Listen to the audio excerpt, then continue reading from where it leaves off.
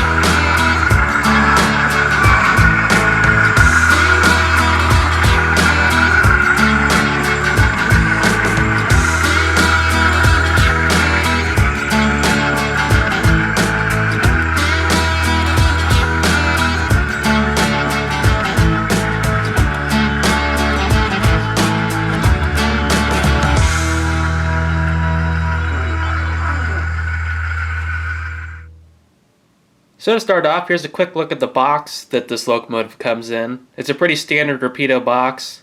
They provide a really thick layer of foam between the engine and the actual box itself, so this definitely helps protect the engine while it's in transit, and if the post office is treating it like a soccer ball, it has a lot better chance at coming to you intact than it would in some other boxes.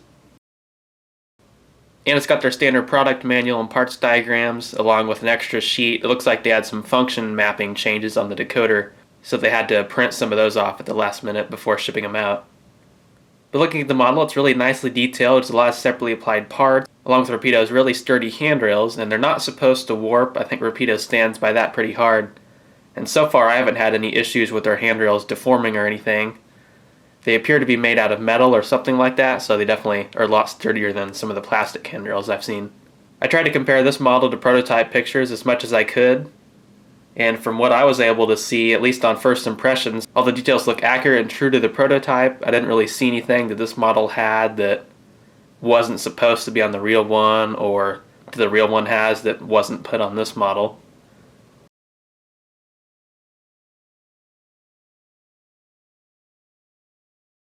There were a couple details that I wasn't a big fan of on this one. The horn up on the roof here is really tiny compared to the prototype horn. I've got an example of a similar Leslie RS5T up here compared to the horn Rapido went with, and it looks like it's scaled way down for some reason. I'm not sure if this was an error by the factory or what was going on there. Rapido packed in quite a bit of lighting on this locomotive.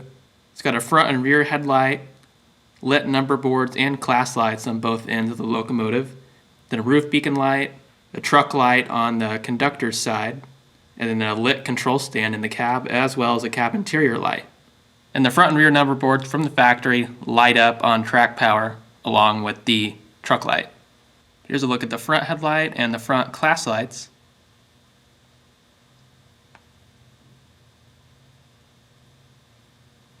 Then the rear headlight and rear class lights.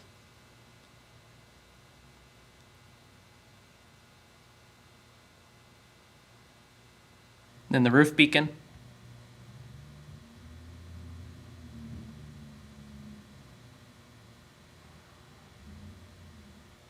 And then this is the cab interior light.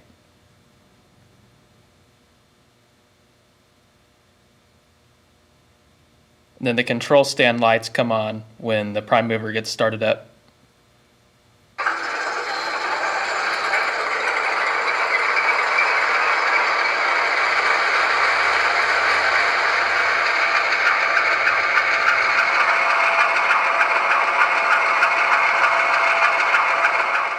And then here's the truck light.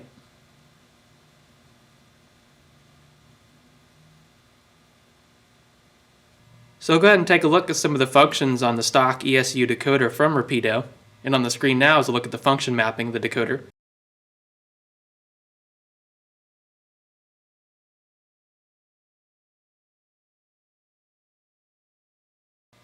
So I'll go ahead and run through a couple of the sounds. We'll go ahead and start the prime mover with F8.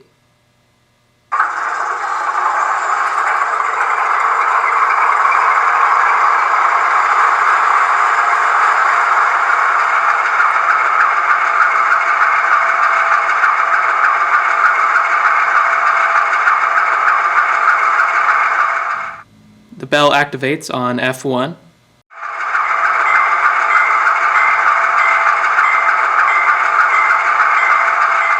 And then F2 for the horn.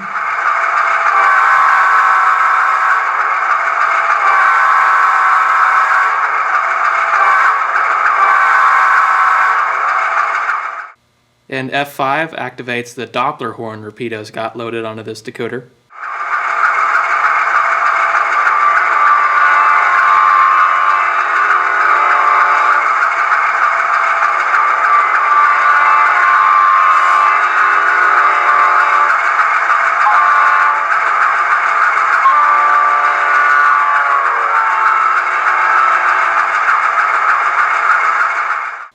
And then shut down on F8.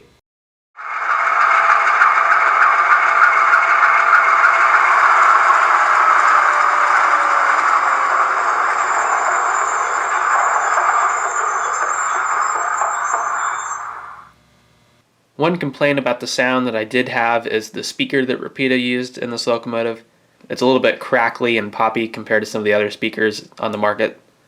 So I'll probably be changing that out to like a scale sound system speaker, something to get a little more bass out of it and a nice, smoother, crisper sound.